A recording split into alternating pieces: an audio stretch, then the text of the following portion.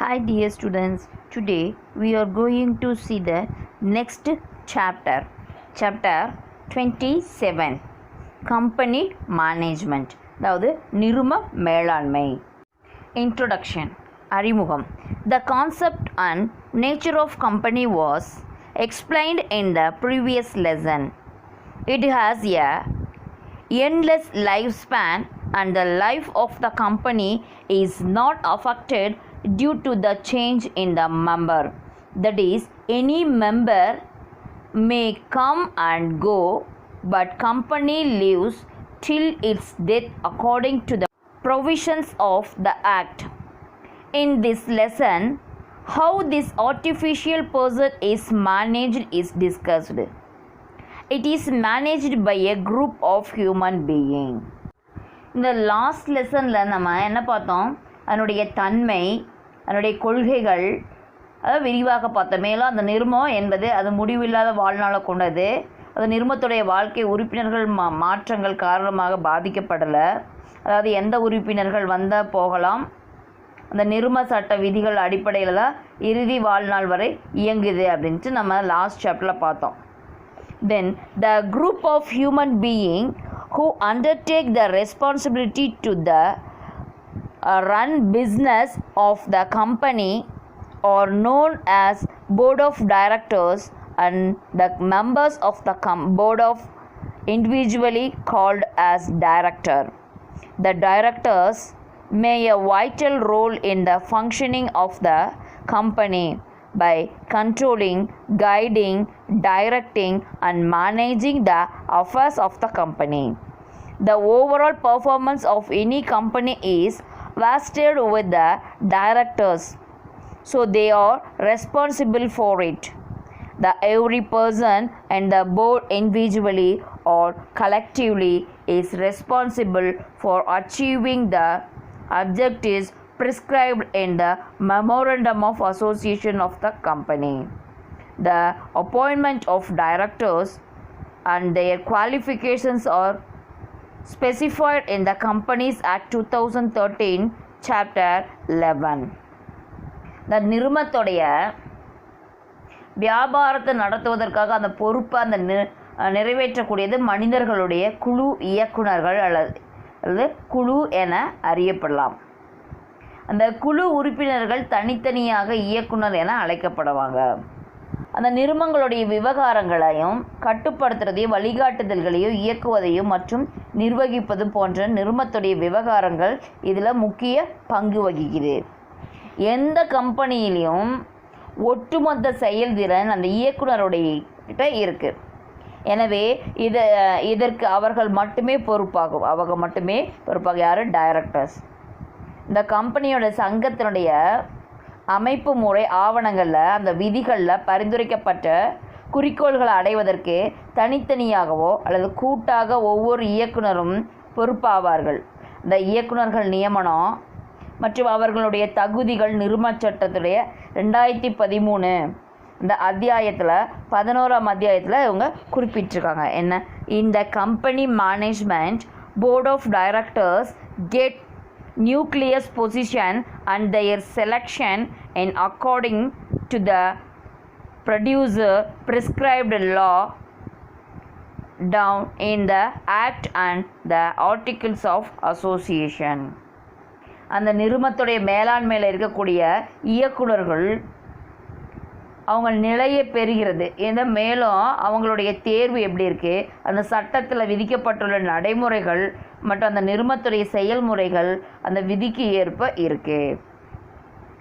Since the success of any company depends on the efficient functioning of its directors, they can be called as eyes, as brain, hand, nerves and other essential part of a company.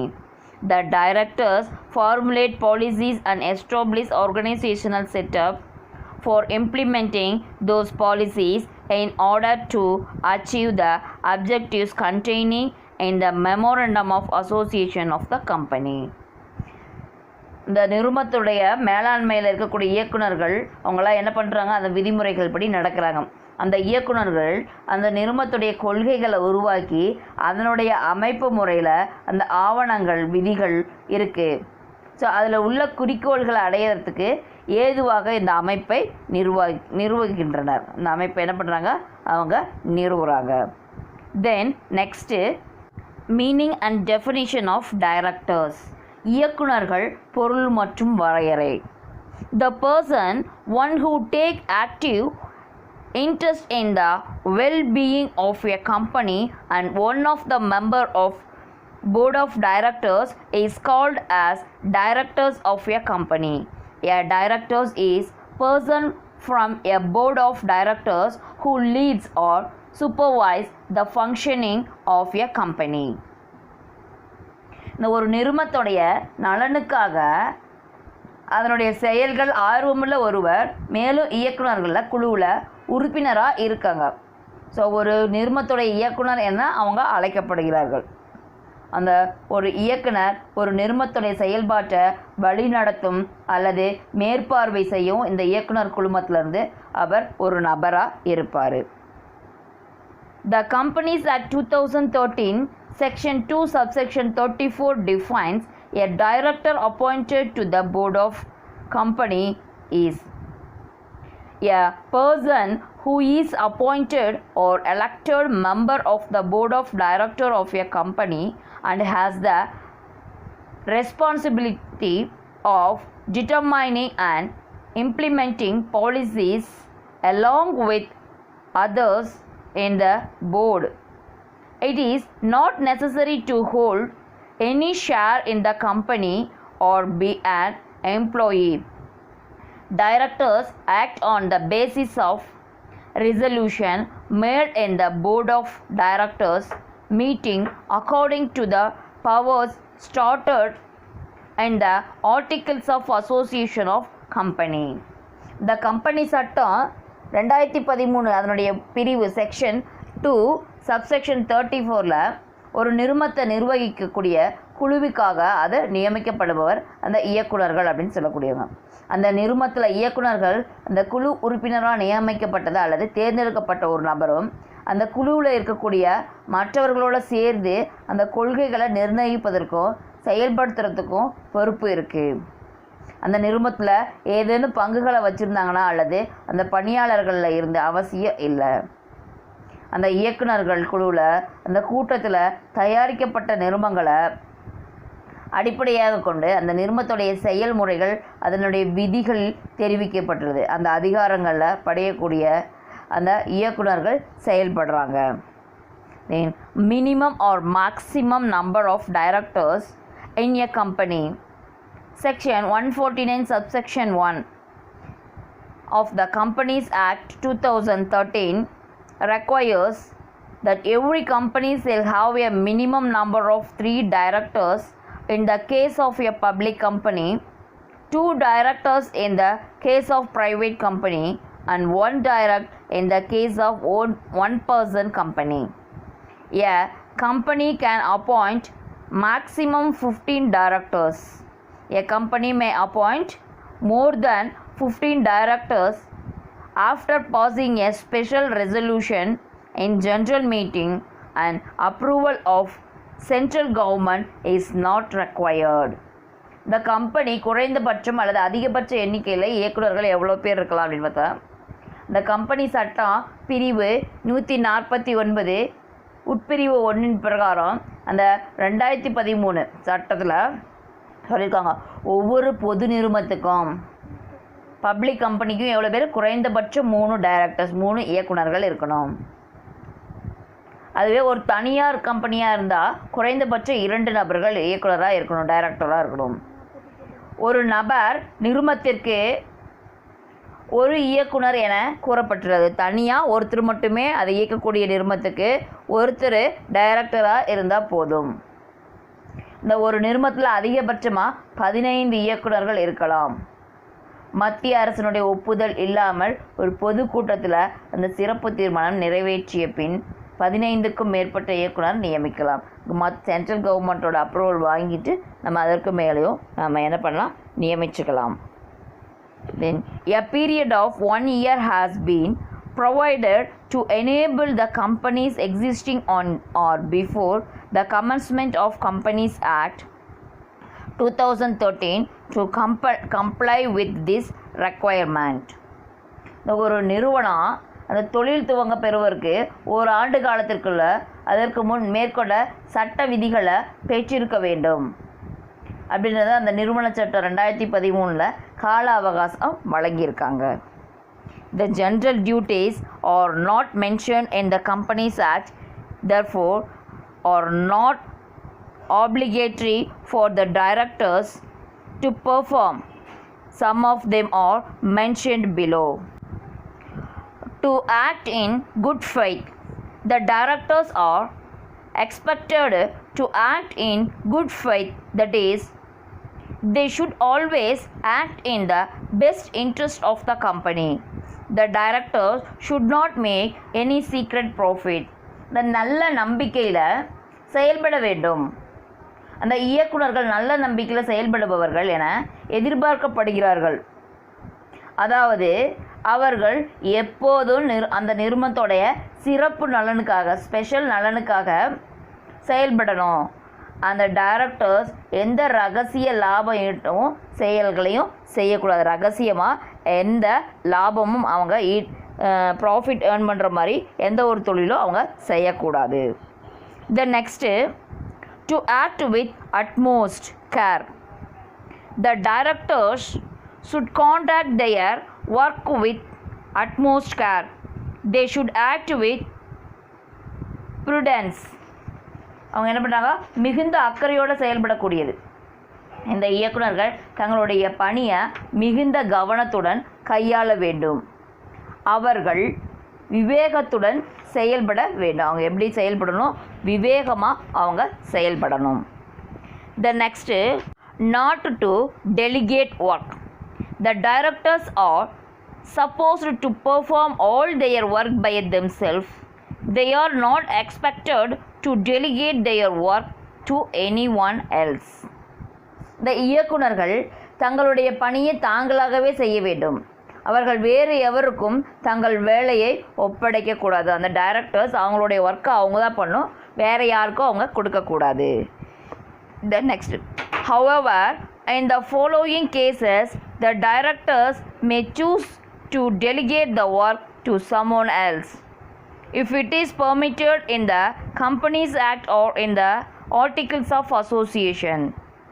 If the directors cannot perform certain work that the demand specialized expertise, such work can be delegated in such case. இருந்தாலும் அவங்க அந்த சந்தர்ப்பங்களில் இயக்குநர்கள் பணிக்கு வேறு யாராவது ஒருவருக்கு ஒப்படைக்க செய்யலாம். அந்த நிறுவன சட்டம் அல்லது அந்த செயல்முறை ஆவணம் அதை அனுமதித்து இருந்தால், அந்த சிறப்பு நிபுணத்தை கேட்கக்கூடியவங்க சில வேலைகளை அந்த இயக்குநர்கள் செய்ய முடியாவிட்டால் அந்த பணிக்கான வேலைகளுக்கு ஒப்படைப்பு வழங்கப்படலாம். அந்த பணிக்கான வேலைகளுக்கு அதுக்குள்ள வேற ஒருத்தட்ட ஒப்படைக்கலாம். The next one, key managerial personnel of a company. ஒரு நிறுவனத்தின் முக்கிய அதிகாரம் உள்ள நபர்கள் அல்லது முதன்மை மேலாண்மை பணியாளர்கள். Companies Act 2013 has introduced many new concepts and key managerial personnel is one of them.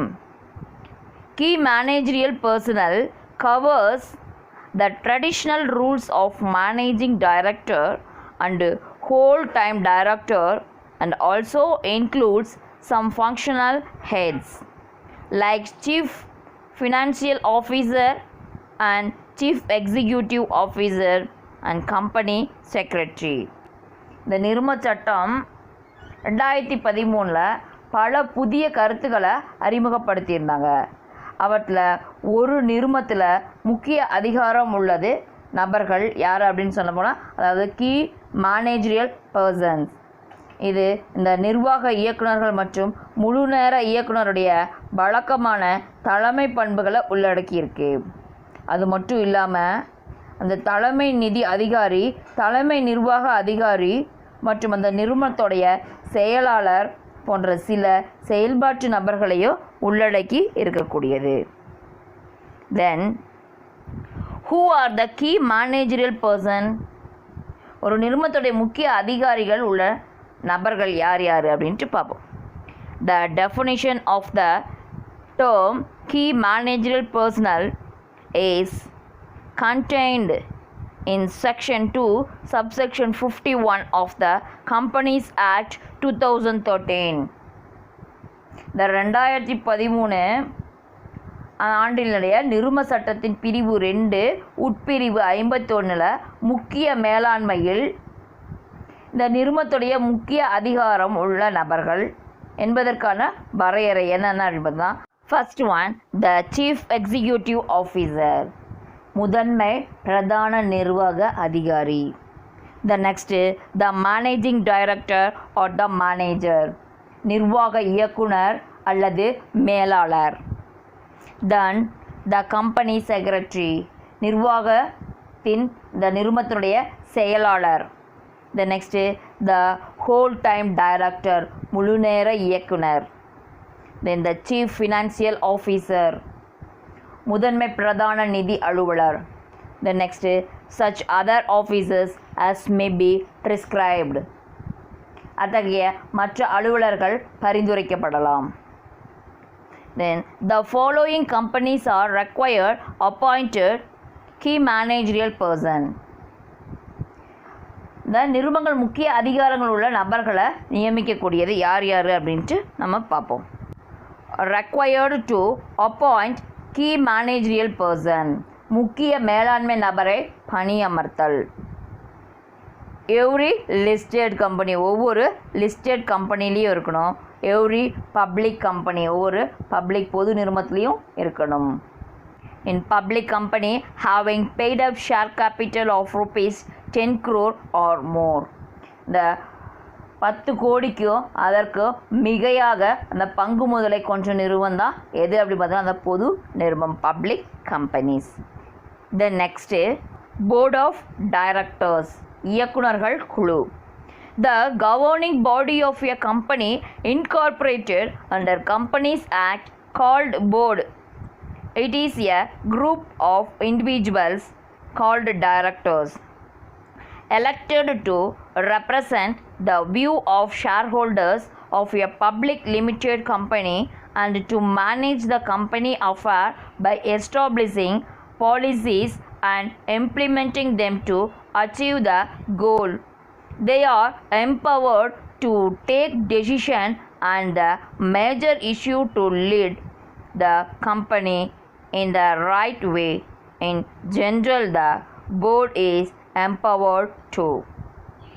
The company உடைய ஆளக்கூடிய குழு அந்த நிறுவனத்தோட சட்டத்தின் கீழே இணைக்கப்பட்டிருக்கு.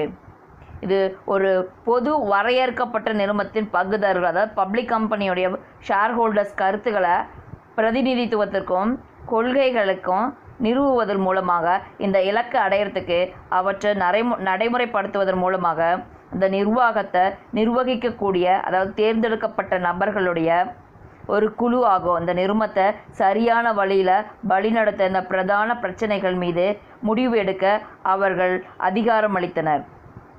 அந்த பொது வாரியத்தில் அந்த அதிகாரம் என்னென்ன அப்படின்ட்டு நம்ம பார்த்தோம்னா, ஃபஸ்ட்டு செட் த பாலிசிஸ், கொள்கைகளை அமைக்கணும்.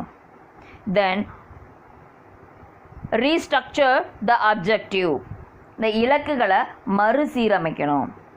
தென் evaluate the performance of managing director and senior executive, இந்த நிர்வாக இயக்குநர்களும் இந்த மூத்த நிர்வாகிகள் செயல்திறன்களையும் மதிப்பீடு செய்யணும். எக்ஸசைஸ் ஓவரால் டைரக்ஷன், ஒட்டுமொத்த இயக்கம். தென் அடாப்ட் பை லாஸ், சட்டங்களை ஏற்றுக்கொள்ளுதல்.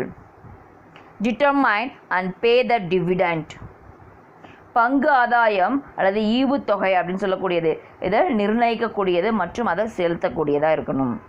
தென் இஷ்யூ அடிஷ்னல் ஷேர்ஸ், கூடுதல் பங்குகளை வழங்கக்கூடியது. இதெல்லாம் தான் என்ன அவங்களுடைய எம்பவர், ஜென்ரல் போர்டுடைய empower. Then in general the board is responsible for assisting the company in setting board goals, supporting the management, ensuring the adequate resources available and the company and its utilization. அந்த நிர்வாகத்துடைய வாரியத்தின் நிறுவனத்தில் பரந்த இலக்குகளை அந்த நிர்வகிப்பதற்கு இது உதவுது. இந்த நிர்வாகத்தை ஆதரிக்கிறதுக்கும் உதவுது. அந்த நிறுவனத்தில் கிடைக்கக்கூடிய போதுமான ஆதாரங்களையும் அதன் பயன்பாட்டையும் உறுதிப்படுத்துது. Then composition of the board of directors. இயக்குநர்கள் குழுவில் அடங்கியுள்ள நபர்கள். First one, general optimum combination, பொதுவாக ஏற்றுக்கொள்ளப்பட்ட உகந்த கலவை. Board of directors shall have an optimum combination of executive and non-executive directors with at least one woman director and not less than 50% of the board of directors shall comprise of non-executive directors. இந்த இயக்குநர்கள் குழுவில் குறைந்தபட்ச ஒரு பெண் இயக்குநர்கள் கூடிய செயல்படும் அந்த நிர்வாக மற்றும் அந்த செயல் நிர்வாகம் அல்லாத அந்த இயக்குநர்கள் மற்றும் நிர்வாக குழு இயக்குநர்கள் 50%க்கும் கொஞ்சமும் குறைவின்றி செயல் நிர்வாகம் அல்லாது இயக்குநர்கள் கொண்ட ஒருங்கிணைப்பாக இருக்க வேண்டும். 50 பேருக்கு குறைவாக இருக்கக்கூடாது. அதே சமயத்தில் ஒருத்தங்க கண்டிப்பாக லேடிஸ் இருக்கணும் அந்த டைரக்டர்ஸில். The next, when the non-executive director is the chairperson, இந்த செயல் நிர்வாகம் அல்லாத இந்த இயக்குநர்கள் தலைவராக இருக்கும்போது, in this case at least 1/3 of the board of directors shall comprise of independent directors, and where the company does not have a regular non-executive chairperson, at least half of the board of directors shall comprise independent directors. இதில் குறைந்தபட்சம் 1/3 செயல் நிர்வாக இயக்குநர்கள் சுதந்திர இயக்குநர்களாக இருக்கணும். இந்த கம்பெனிக்கு வழக்கமாக அந்த நிர்வாகங்கள் அல்லது இயக்குநர்கள் தலைவர்களாக இல்லாத நிலையில் அந்த இயக்குனர் குழுவில் உறுப்பினர்களில் குறைந்தபட்சம் 50% சுதந்திர இயக்குநர்கள் கொண்டு இருக்க வேண்டும். The next, when the non-executive chairperson is a promoter or is related to any promoter or person occupying management positions at the level of board of director or at one level below the board of director. அந்த செயல் நிர்வாகம் அல்லாத அந்த இயக்குநர்கள் தோற்றுவிப்பாளராக இருக்கும்போது அல்லது அவர் தோற்றுவிப்பாளருடன் தொடர்புடையவராக இருக்கும்போது அல்லது இயக்குனர் குழுவுக்கு சமமான மட்டத்தில் இடம்பெற்றிருக்கும்போது அல்லது இயக்குநர்கள் குழு மட்டத்தில் ஒரு நிலை கீழே இடம்பெற்றிருக்கும்போது, in this case at least 1/2 of the board of directors of the company shall consist of independent director. இந்த இயக்குனர் உறுப்பினர்களில் குறைந்தபட்சம் 50% இருக்கணும், சுதந்திர இயக்குனராக இருக்கணும். Then a director is appointed to the board of a company. Such directors have a different role to play attain the goal of company. According to their role, they are differently classified in accordance with the provision of the Companies Act 2013. அவர்கள் இந்த வித்தியாசமான அணுகுமுறையின்படி இந்த நிருபங்கள் சட்டம் 2013 அவர்கள் என்னென்ன கொண்டு வராங்க அப்படின்னு பார்த்தோம்னா, first one, whole time director, முழு நேர இயக்குனர். A director is one who devote whole of his time of working hours to the company and has a significant personal interest in the company as the cause of his income. அந்த நிறுவனத்துடைய நிர்வாக இயக்குனராக பணிபுரியக்கூடிய ஒருவர் தனது வேலை நேரம் முழுவதையும் அந்த நிறுவனத்துடைய வளர்ச்சிக்கும் பயன்படுத்துவதாக, மேலும் இதன் மூலமாக அந்த நிறுவனத்திற்கு வருமானம் ஏற்படக்கூடிய வகையில் குறிப்பிடத்தக்க நேரடி ஆர்வத்தை காட்டுறதன் மூலமாகவும் அந்த முழு நேர இயக்குனர்கள் ஆவார்கள். முழு நேரத்தையும் அந்த கம்பெனியில் ஸ்பெண்ட் பண்ணக்கூடியவங்க தான் யார்? ஃபுல் டைம், அதாவது whole time directors. Then next managing director, இயக்குனராக நிறுவனத்தில் பணிபுரிபவர். A director is one who is employed by the company and has substantial power of management over the affair of the company, subject to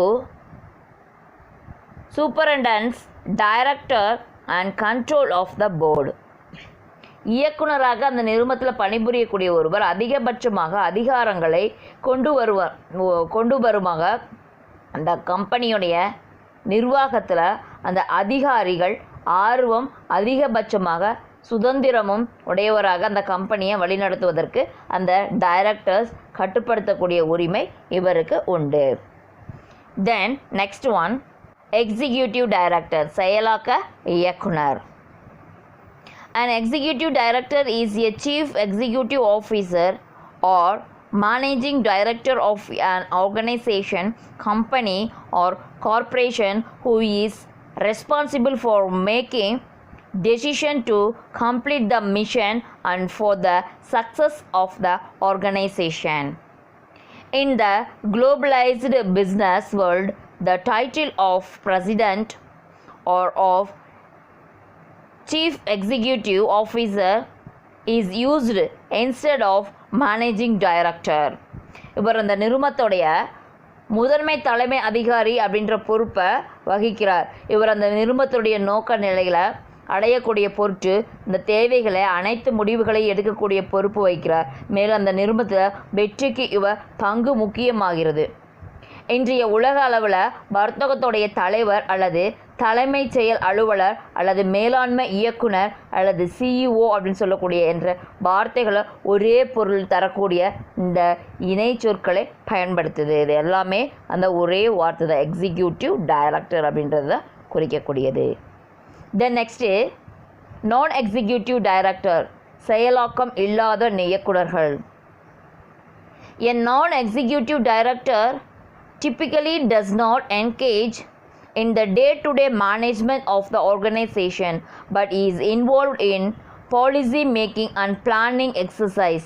In addition, non-executive directors' responsibilities include the monitoring of the executive directors and acting in the interest of the company shareholders. இந்த செயலாக்கம் இல்லாத இந்த இயக்குனர்கள் இவர்கள் நிர்வாக மேலாண்மையில் அன்றாட பணிகளில் தங்களை ஈடுபடுத்தி கொள்ளக்கூடியது இல்லை. ஆனாலும் அந்த கொள்கை முடிவுகள் எடுக்கும்போது அந்த திட்டமிடல் செயல்கள் செய்யும் போதும் தங்களை ஈடுபடுத்தி கொள்கின்றனர். இது மட்டும் இல்லாமல் அந்த நிர்வாக இயக்குனர்கள் மேற்பார்வையிடக்கூடிய பொறுப்பு பங்குதாரர்களின் நலனுக்கும் செயல்படக்கூடிய பொறுப்பும் இவர்களுக்கு இருக்குது. தென் next one, difference between executive and நான் எக்ஸிக்யூட்டிவ் டைரக்டர்ஸ். செயலாற்ற இயக்குனருக்கும் இடையே உள்ள வேறுபாடுகள். செயல் ஆற்றம், செயலற்ற. ஓகேவா? And executive director can be either a whole-time director of a company or a managing director, but a non-executive director is a director who is neither a whole-time director nor a managing director. இந்த செயலாக்க இயக்குனர்கள் முழுநேர இயக்குனர்கள் அல்லது மேலாண்மை இயக்குனர்கள் என்ற பெயரில் இந்த பணியாற்றுகிறார்கள். ஆனால் இந்த செயலற்ற இயக்குனர்கள் முழுநேர இயக்குனராகவும் இருப்பதில்லை, மேலாண்மை இயக்குனராகவும் இருப்பது கிடையாது. Then next topic, types of directors as per companies act 2013. நிறுவனச் சட்டம் 2013 படி இயக்குனர்களின் வகைகள். ஃபர்ஸ்ட் ஒன், ரெசிடென்சியல் டைரக்டர், இந்திய குடியுரிமை இயக்குனர். According to section 149 subsection 3 of Companies Act 2013, every company should appoint a director who has stayed in India for total period of not less than 182 days in the previous calendar year. இந்திய நிருமச் சட்டம் 2013 பிரிவு 149 உட்பிரிவு 3 படி, அதாவது companies act 2013 section 149 subsection 3 பிரகாரம் ஒரு நிறுவனத்துடைய இயக்குனர் director கடந்த ஆண்டில் காலத்தில் அந்த குறித்து 182 நாள் இந்தியாவில் தங்கியிருக்கணும். அவ்வாறு உள்ளவர் தான் இந்திய குடியிருப்பு இயக்குனர் எனப்படுகிறார். அதாவது லாஸ்ட் கேலண்டர் இயரில் 182 டேஸ் இந்தியாவில் இருந்திருந்தால் மட்டும்தான் அவரை யாரும் நம்ம சொல்கிறோம் அப்படின்னு பார்த்தோம்னா ரெசிடென்சியல் டைரக்டர் அப்படின்னு நம்ம சொல்லக்கூடியவங்க. தென் நெக்ஸ்ட்டு இண்டிபெண்டன்ட் டைரக்டர் சுதந்திர இயக்குனர். According to section 149 subsection 6 an independent director is an alternate director other than a managing director who is known as whole-time director or nominee director. The following type of companies has to appoint minimum 2 independent directors. இந்திய நிரும சட்டத்தில் 2013 பிரகாரம் சட்டம் பிரிவு 149 உட்பிரிவு 6 படி அவர்கள் ஒரு மாற்று இயக்குனர் ஆவார். இவரை எப்படி அந்த நிறுவனங்கள் குறைந்தபட்ச 2 சுதந்திர இயக்குநர்களை நியமிக்கணும் அல்லது கொண்டிருக்க வேண்டும். ஸோ யார் அவங்கன்னா public companies which have paid up share capital rupees 10 crores or more, செலுத்தப்பட்ட மூலதனம் 10 கோடிக்கு அல்லது அதற்கு மேல் உள்ள பொது நிறுவனங்கள். Then public companies which have turnover 100 crores or more, இந்த பொது நிறுவன விற்பனை அளவு 100 கோடிக்கும் அல்லது அதற்கு மேலும் இருக்கணும். The next public companies which have total outstanding loans, debentures and deposits of rupees 50 crores or more. இந்த பொது நிறுவனத்துடைய கொடுபட வேண்டிய மொத்த கடன்கள், இந்த கடன் பத்திரத்தினுடைய வைப்புகளுடைய மதிப்பு 50 கோடி அல்லது அதற்கு மேலும் இருக்க வேண்டும். Then next one, small shareholders directors. Small shareholder can appoint a single director in a listed company, but this action needs a proper procedure like handing over a notice to at least 1000 shareholders or 1/10 of the total shareholders. சிறு பங்குதாரர்களின் இயக்குனர். ஒரு பட்டியல் இடப்பட்ட அந்த நிறுவனம் ஒரு இயக்குனரை இவர்கள் சார்பாக நியமிக்கலாம் அல்லது அவ்வாறு நியமிக்கும் செய்ய குறைந்தபட்சம் 1000 அல்லது 10ல் 1 பங்குதாரர்களுக்கு இது தொடர்பான எழுத்து மூலமான அறிவிப்பு செய்தியை வழங்கியிருக்க வேண்டும். இது சம்பந்தமான எழுத்து அறிவிப்பு அவரை குறைஞ்சது 1000 ஷேர் ஹோல்டர்ஸ்க்கோ அல்லது 10 அதாவது 10 இதில் ஒருத்தருக்கு 10 பேரில் ஒருத்தருக்கு அவங்க தெரிவிச்சிருக்கணும். தென் நெக்ஸ்ட்டு நாமினி டைரக்டர் பெயரளவு இயக்குனர். A director nominated by any financial institution in pursuance of the provisions of any law for the time being in force or of any agreement or appointed by any government or any other person to represent its interest. இந்த பெயரளவு இயக்குனர் தற்போது நடைமுறையில் இருக்கக்கூடிய அந்த சட்டத்தின் கீழ் இந்த நிதி நிறுவனங்கள் நலன் கருதி அல்லது ஏதாவது ஒரு ஒப்பந்தத்தின்படி அல்லது மத்திய அரசோட வழிகாட்டுதல் படி இந்த நியமிக்கலாம். ஃப்ரம் த above இந்த மேற்கண்டவாறு அதை கூறணும்னா should be nominated by any financial institution in pursuance of any law or in terms of an agreement entered into by the company. இந்த அங்கீகரிக்கப்பட்ட நிதி நிறுவனங்கள் அந்த ஒப்பந்தத்தின் அடிப்படையில் நியமிக்கலாம். could be appointed by the government or by any other person. இந்த மத்திய அரசு அல்லது அதற்கு இணையான நபர்களை நியமிக்கலாம். Then the person so appointed shall represent the interest of the organization or institution which he represents. அந்த நியமிக்கப்பட்ட நபர்கள் அந்த நிறுவனத்தோட நலனை பாதுகாக்கக்கூடிய பொருட்களை செயல்படணும். The next one, women directors, பெண் இயக்குனர். As per section 149 subsection 1a, there are certain categories according to which there should be at least one woman as per director on the board. The following class of companies shall appoint at least one woman director. பிரிவு 149 உட்பிரிவு 1a அதன்படி இந்த இயக்குநர்கள் குழுவில் குறைந்தபட்சம் ஒரு பெண் உறுப்பினர்கள் கட்டாயம் இருக்கணும். அந்த நிறுவனங்கள் குறைந்தபட்சம் ஒரு பெண் ஏற்கனவே கொண்டிருத்தல் வேண்டும். அதில் என்னென்ன சொல்லியிருக்காங்க அப்படின்னு பார்த்தா, எவ்ரி லிஸ்டட் கம்பெனி அனைத்து பட்டியலிடப்பட்ட பொது நிறுவனங்கள், every other public company having paid up share capital of 100 crore rupees or more or turnover of 300 crore rupees or more. எந்த நிறுவனத்திலையும் செயல்படுத்தப்பட்ட மூலதனம் 100 கோடி அல்லது அதற்கு மேலே இருக்கணும், அல்லது அந்த விற்பனையுடைய அளவு 300 கோடியோ அல்லது அதற்கு மேலே இருக்கணும். தென் நெக்ஸ்ட் ஒன், அடிஷ்னல் டைரக்டர், கூடுதல் இயக்குனர். Any individual can be appointed as additional director as by a company.